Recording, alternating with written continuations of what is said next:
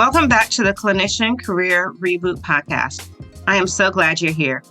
For those who are new to the show, you can go back to episode 48 and hear how this podcast has evolved since 2023. Today's episode is going to be a little different. Usually when I bring a guest on the podcast, it is to share their career journey of transitioning away from direct patient care into an impact-driven role that still impacts the patient or those who care for patients. What I have found with my audience and clients over the past several years is that sometimes the limiting factor in choosing to make the leap into a new role is the burden of student loan. So today's guest is Connor Pierce, a doctor of physical therapy turned financial planner and student loan consultant. He's going to share some tips for alleviating that burden so that you can feel free to take a risk on a new career move. If you're listening and you're not yet in a professional program, or you're considering a medical-related field, I will say that there are many, many ways to go to school debt-free or with significantly less debt. That's a story for another day, and if that's you, feel free to reach out to me directly. Today's episode focuses on those who have student loans which are affecting your career decisions. I hope you enjoy this episode and learn something that will be helpful to you in your journey.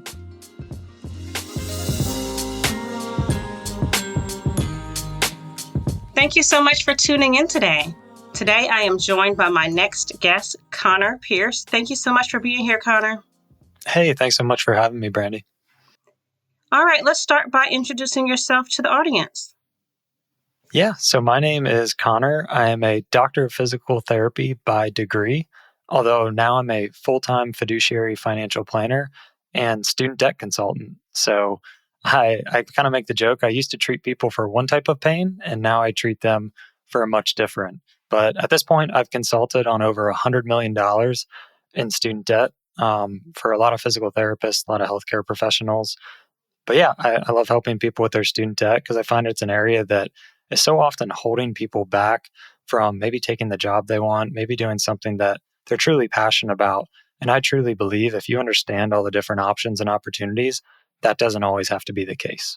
Yeah, I'm so glad you mentioned that, Connor, because a lot of the people that are in my audience and people that come to me for help are in that very position that you were talking about. They want to do something different. Maybe they don't want to work the bedside anymore.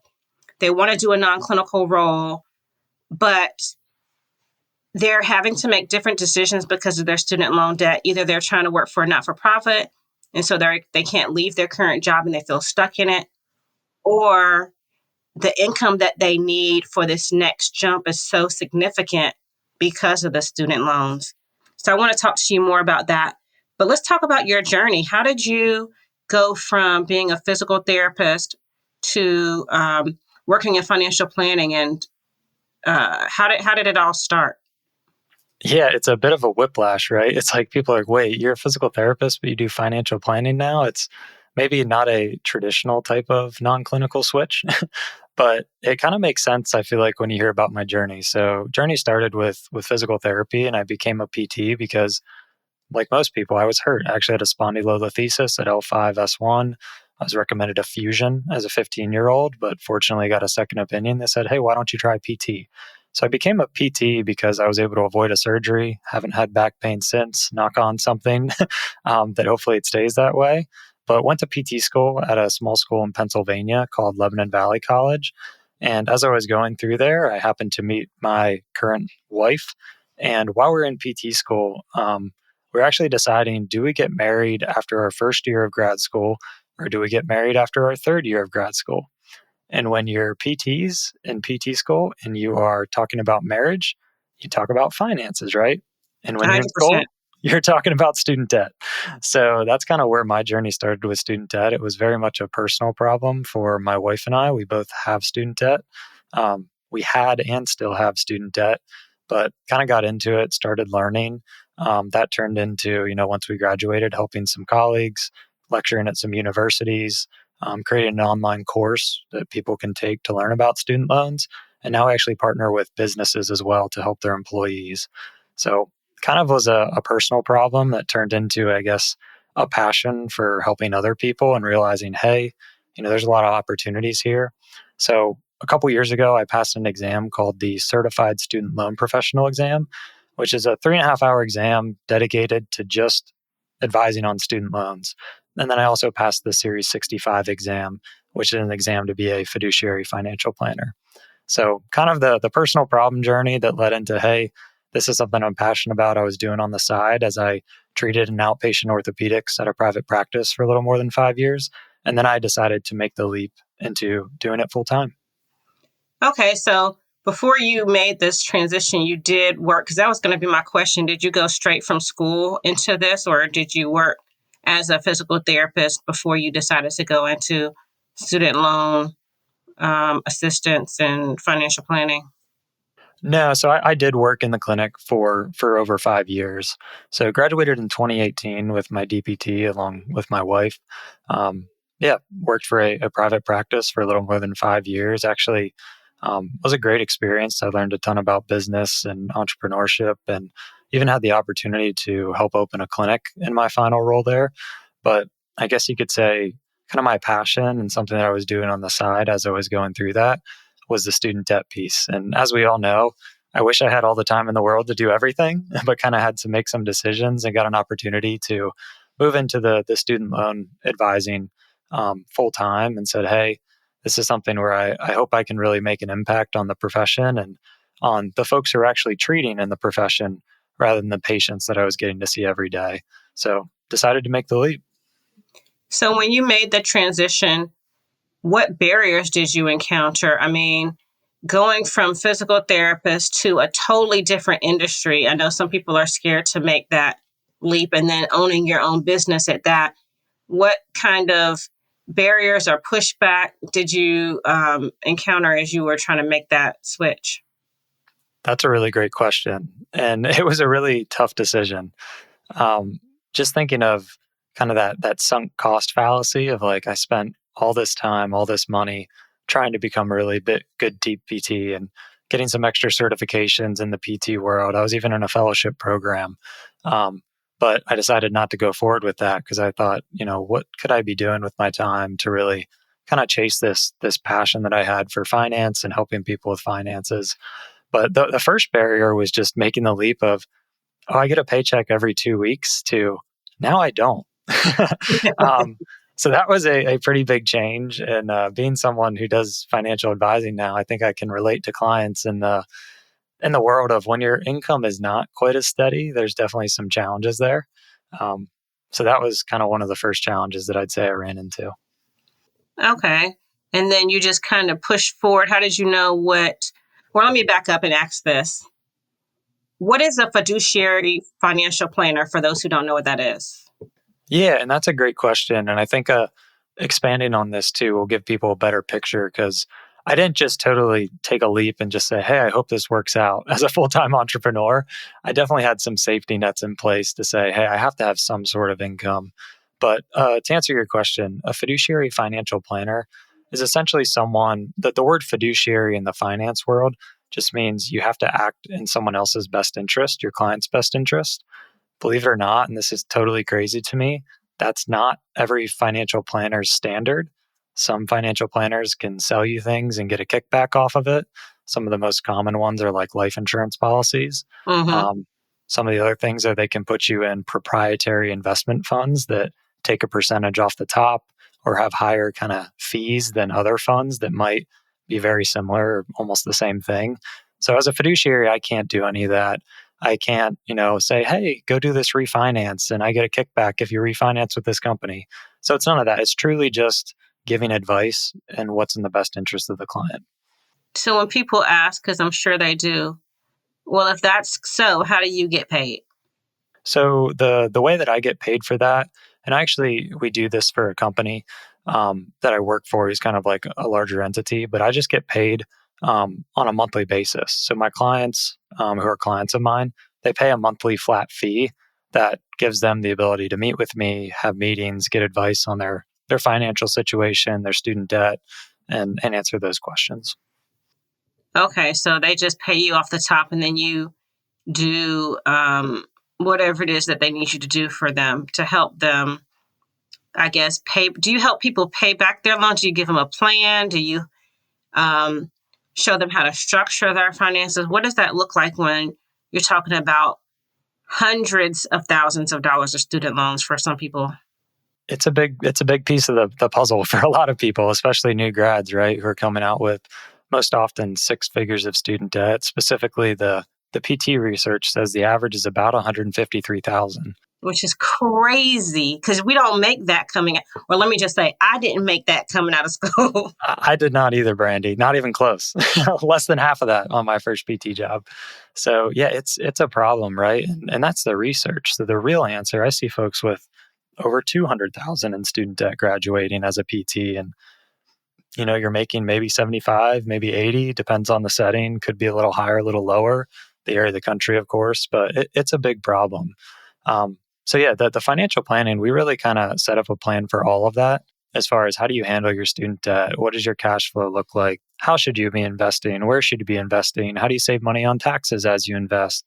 Especially for people who have student loans, because kind of different than like the traditional, I guess you could say, general financial advice. Things are Mhm. quite a bit different if you have six-figure student loan debt, and especially if you're potentially going to go for loan forgiveness, which is a whole other can of worms that we can get into as deep as we want.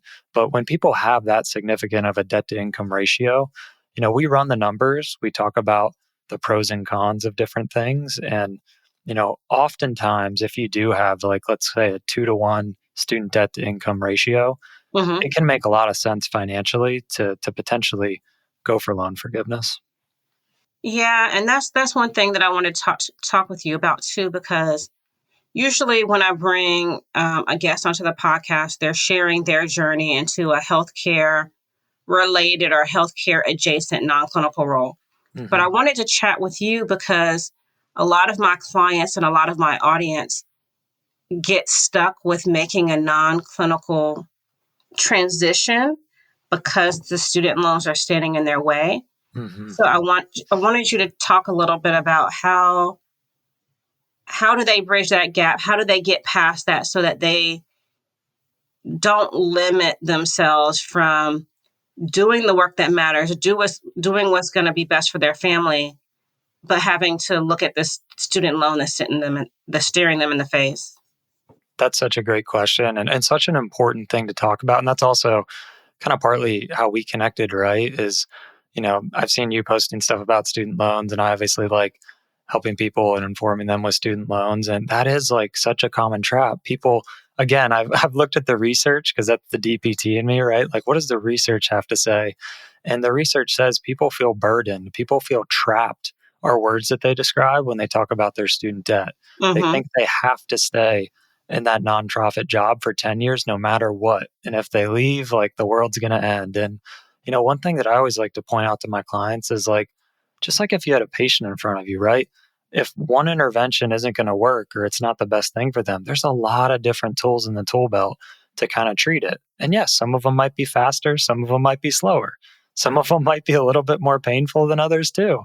But there are multiple ways to treat things, and same way for student loans. This all sounds great, Brandy, but I need some customized help and a strategy for my career journey. If that's you, book a strategy call with me. I'd love to talk to you.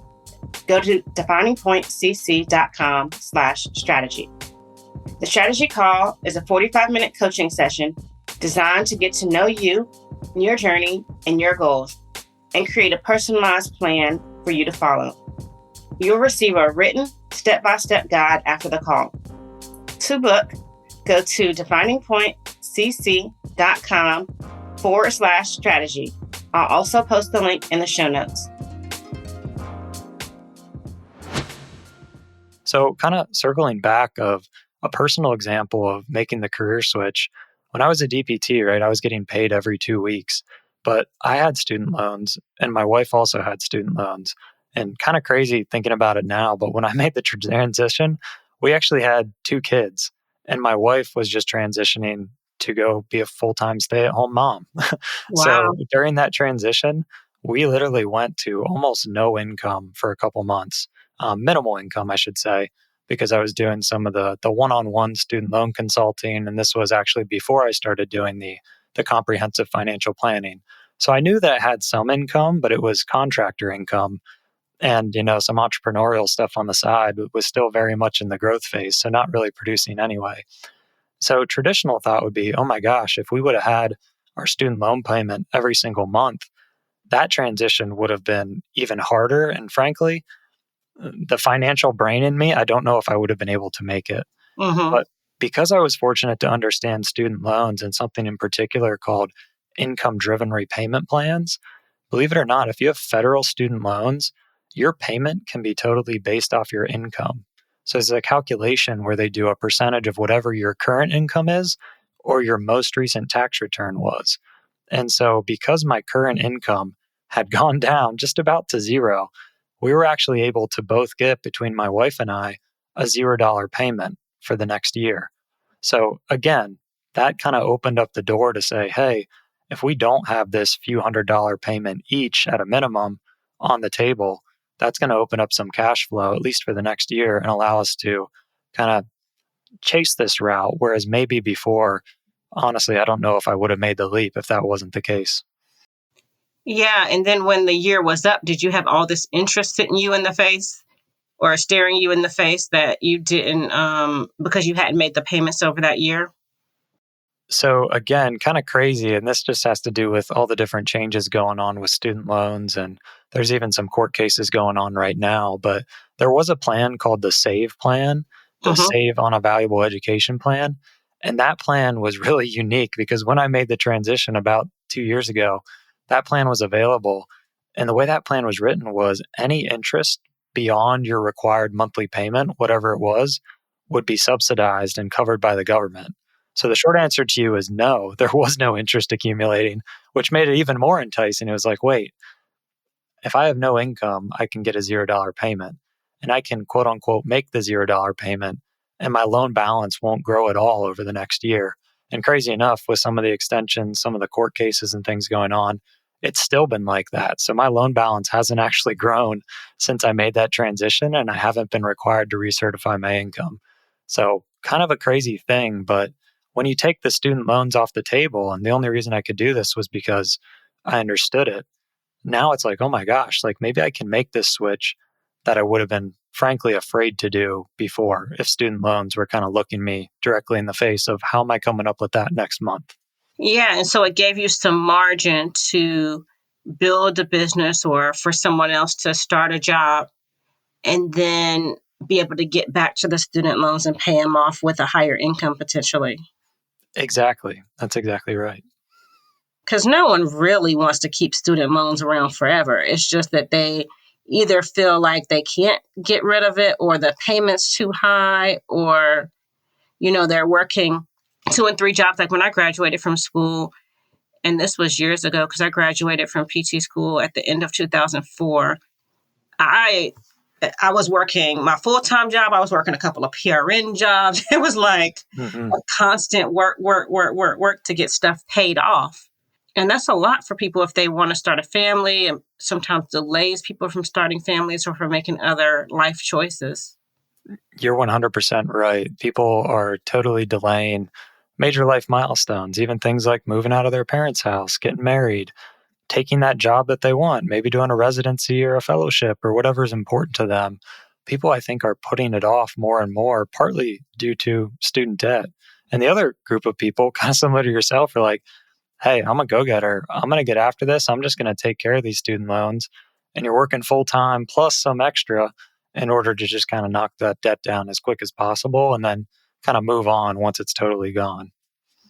Yeah, yeah, definitely. Because I mean, let me not let me not mince words. It was very hard to do that, but Yeah. but I can understand how people feel stuck and trapped, like the words that you use that's in the research. I can see why people would say that for sure. Because I didn't come out with as much loans as a lot of people are coming out with today.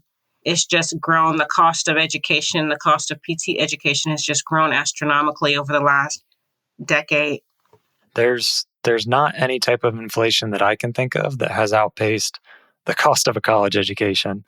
Um, yeah, it's just the numbers just keep going up, and maybe it's in the pessimist in me, but I don't see that really changing because it's kind of the decision makers at the college who ultimately make that decision. And if the federal funding is there and they're filling the seats, I don't see a huge incentive to change that. And the flip side, at least specific to the physical therapy profession, is salaries are they're going up, but at a much slower rate. And the Mhm. reimbursement is going down in a lot of the settings, which is just kind of like this double edged sword of everything's more expensive, but you're getting paid less to do the same thing. So then it kind of turns into, oh man, and the students are coming out with more student debt.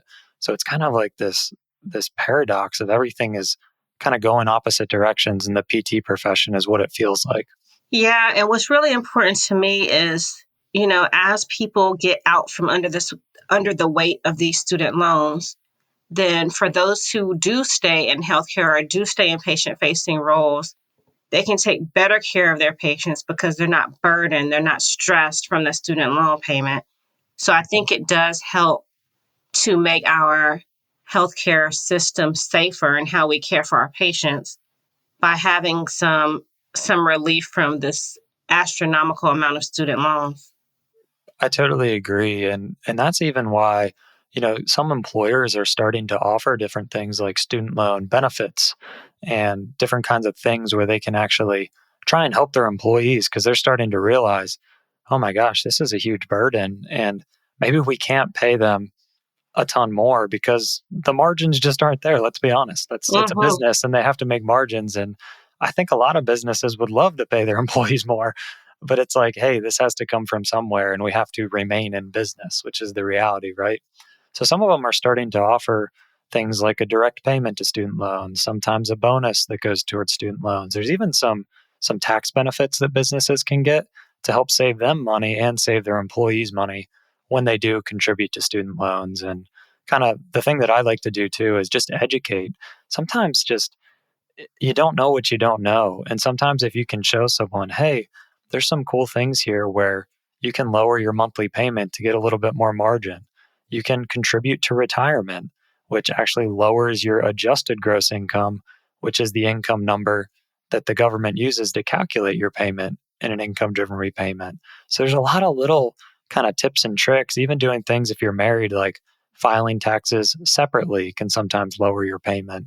And those are all strategies that you can use to be more efficient as you either A, try and pay off the loans aggressively, because now you can direct more money to the loans that are the higher interest rate and be more efficient with your dime. Or if you're going for loan forgiveness, whether in the nonprofit or in the for profit sector, you can actually also go for loan forgiveness. It allows you to save a lot of money over time. Well, how can people connect with you, Connor? Let's say someone's listening to this podcast and they're like, "Man, this is what I needed to hear today," and they want more information. How can they connect with you? The best place to go would be afterthedpt.com. So our website, afterthedpt.com, if you wanted to just send us a message, there's a contact there. If you wanted to subscribe, we do a weekly email that just has updates on, things finance and things student loans, where we try and always put a flavor of physical therapy on it. Because again, that's our background. That's what me and my wife kind of know and what we really like. So that would be the best place to reach out. So after the DPT.com. That's right. Yep. Well, perfect. Well, I really appreciate you for taking the time to be on this podcast and for sharing with my audience share with my audience really that there's a lot of strategies that can be used to help alleviate this burden of student loans and that they can make the transition with the right tools. Absolutely. And no, thanks so much for letting me share. And just if anybody out there is listening and saying, man, student loans are the thing that's holding me back from chasing that passion, moving to that job, whether it's a non-clinical job or even just another job that is a better fit for them and their family, I would just really encourage them to, man, like just try and educate yourself and understand because maybe there are opportunities where you can still make that route and you can understand the trade-offs and do what's best. Absolutely. Thanks for tuning in to today's episode. For more career transition goodness, check out the show notes section of the podcast. I'll share all the links you need to connect with me and find the resources that you need.